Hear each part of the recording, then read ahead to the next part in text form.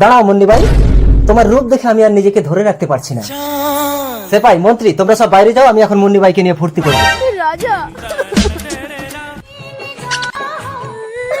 কি হয়েছে মা, তুমি কাঁদছো কেন? তোর বাবা।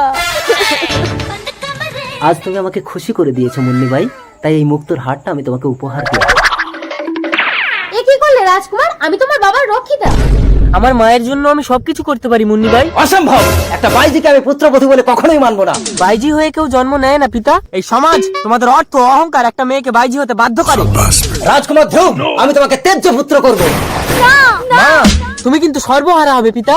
এই পুত্র হারাবে, পত্নী হারাবে, এমনকি তোমার রক্ষিতাকেও হারাবে পিতা। সেপাই! হ্যাঁ মহারাজ। সামান্য একটা বাইজির জন্য তুমি কেন মরবে রাজকুমার? আপনি পাপী রাজা। মুন্নি ভাই, এই সংসারে আমার প্রয়োজন শেষ। চলো, আমিও তোমার সাথে উপরে চলে যাবো।